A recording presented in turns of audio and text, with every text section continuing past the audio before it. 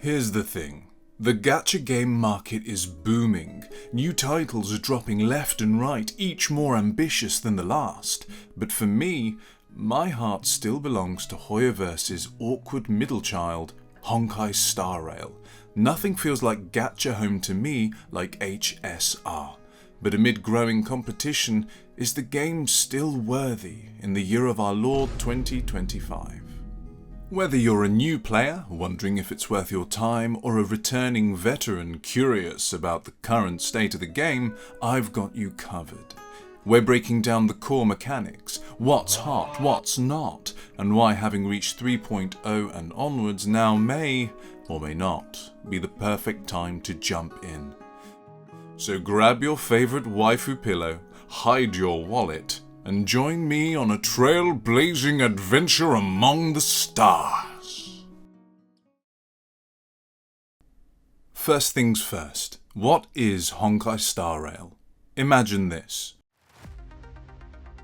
You are a mysterious adventurer, riding aboard a cosmic train, blazing a trail through the galaxy, unraveling conspiracies, solving ancient mysteries, and making new friends, all whilst averting cataclysms across myriad worlds. Also, you're a walking nuclear bomb. Honkai Star Rail is a turn-based RPG where you build teams of stunning characters to fight enemies and explore a rich universe. The appeal? It's packed with deep lore, gripping stories, clever puzzles, creative minigames, strategy, frequent content updates, and yes, waifus galore, all while presenting the wonderful opportunity to develop a crippling gambling addiction. So how does the game actually play? Let's start with what matters. At its heart, HSR is a strategic, turn-based RPG. You assemble a squad of 4 characters, each with unique abilities, elements, and paths. Think classes like Erudition for AoE damage and Harmony for support. Character turn order is based on speed. Attacking generates skill points for special moves, all while charging your ultimates for a huge impact. You exploit enemy weaknesses with elements like fire or quantum, breaking their defenses to stun them. It's like Pokemon but with sexy ladies and gigachads instead of pocket monsters. It's simple to pick up but layered with depth. Synergies, passives and gear add complexity without needing a PhD to enjoy. Like all gacha games, grinding is expected.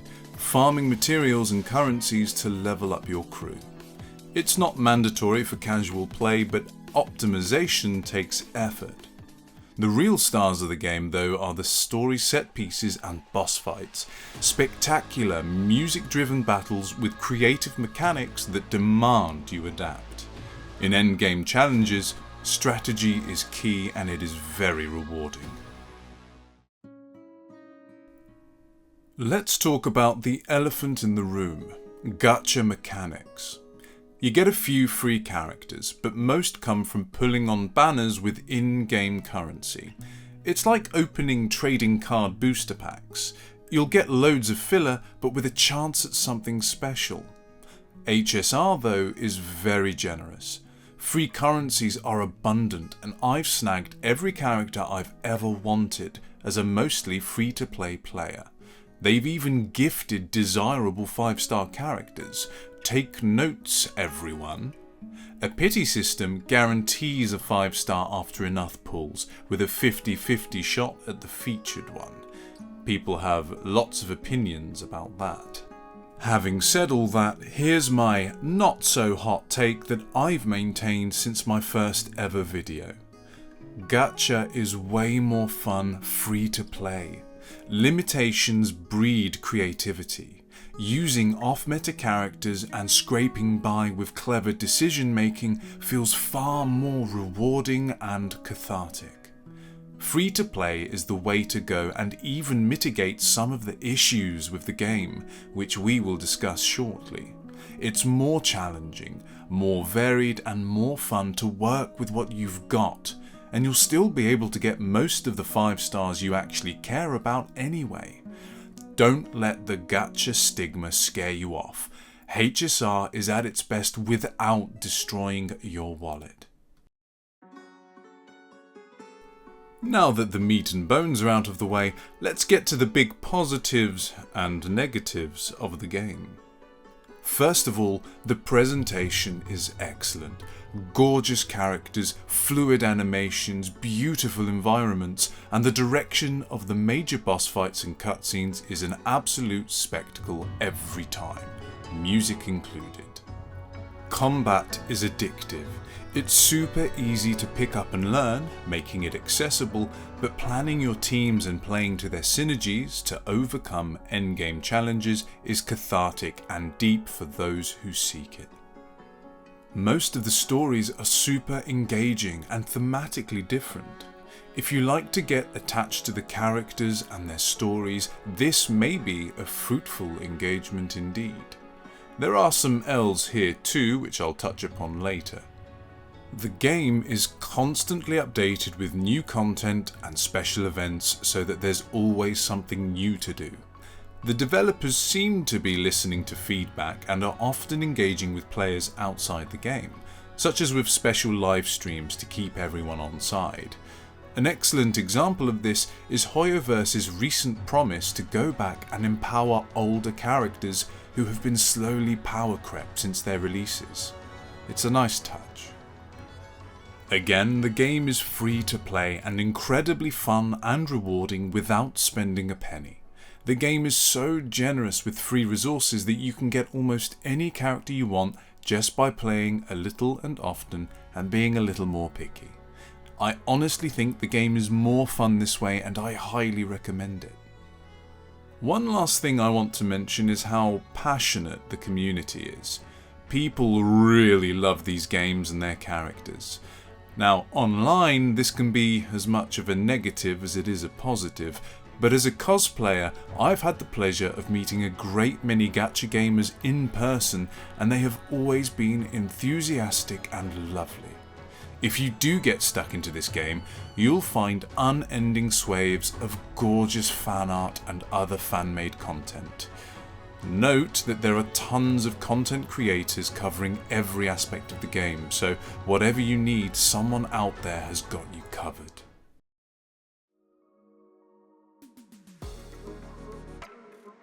Now, I'm going to level with you. I love this game at its core, but sometimes the players have to keep on top of the creators to keep the game in good shape. The game is not perfect, so I would be remiss to send you happily into the abyss without pointing out any negatives. So let's get real for just one moment, and please don't kill me. There is some serious inconsistency to pacing and writing at times. I personally went on a long break when Penacony came out, and playing through that entire story with the story updates from later patches felt like torture. They had me for the bulk of it, to be sure, but eventually the pace got broken to bits and the writing became repetitive, preachy word vomit. It was clearly not intended to be binged all at once and didn't sound nearly as clever as the writers had probably intended. Fortunately, the people have made the devs aware and they're already taking steps to fix this. Don't let it dissuade you though, most of it is still excellent, including the very first story arc you'll encounter on Belobog and the new 3.0 content, which is already much better. The game involves grinding. Some people won't be bothered by that at all, but be aware that properly leveling up your characters, their skills and their equipment will take time and effort. There is an autoplay feature now, but you're also time-gated to a softer degree, encouraging more of a little and often approach to playing, more so than a non-stop binge, though there's still plenty to do in that respect also. Expect Hoyoverse to appeal to your FOMO to have you online as much as possible. Although I refer to strategy quite often, This is more a feature now of the free-to-play approach. People who spend a lot of money on the game and get all the best characters may find the difficulty reduced to almost nothing, which frankly takes the fun out of the game. Another win for free-to-play, TBH. Because of the nature of the game, new characters will slowly power creep older ones. Hoyo have stated their intentions to go back and adjust older characters from time to time to keep them relevant, but the power creep does also affect the difficulty of the game. Eventually, powerful new characters make things a little too easy. There is also often contention online because Hoyoverse tests out things that are poor for the health of the game, and the player base makes certain to voice their problems, as is essential for the game to survive. The last negative I want to mention is how passionate the community is. Like I said, this cuts both ways. Online content and social media space is almost a war zone. I strongly recommend drowning out the noise and taking a more rational approach to the game. Tons of content creators are having in-depth discussions about the direction of the game, including its wins, its flaws, and the direction of the game as a whole. I love this game, so let's keep Hoyoverse honest. There have been a few rough patches between Hoyo and the players recently, but so long as people make their voices heard, I am hopeful we can navigate it all and give the game a bright future. So, should you play Honkai Star Rail in 2025? As a new player, if you love turn-based RPGs, rich stories, beautiful characters and strategic team building, or just want a gacha that respects your time and wallet, absolutely. Version 3.0 is a great place to jump in, with older patches getting polished by more recent quality of life updates, tons and tons of content, and a generous free-to-play experience. For returning players, lessons have been learned from player feedback concerning writing and story presentation. Amphorius is a beautiful new world, and its Greek-inspired aesthetic is a breath of fresh air after drowning in Penacony and Laufu aesthetics for so long. The premise of the story is new and exciting, and the characters feel equally fresh from the previous few arcs, especially with so many handsome husbandos. However, if you are something of a whale, Hoyo may be making the game too easy and experimenting with some dangerous features that will affect future balance. Hoyo, don't you dare add global passives to the game. The game has had some hiccups, but the devs are improving it all the time and should keep listening to feedback so long as we continue to make ourselves heard. It's not perfect, but the highs outweigh the lows. Whether you're new or returning, the game is still a lot of fun, especially as a free-to-play player, and I'm hopeful that the Astral Express and its crew have a bright future ahead of them. If you enjoyed this video, please consider liking and subscribing to hear me ramble about all sorts of other things as well. It'll make a big difference to me. Thanks again, and take care.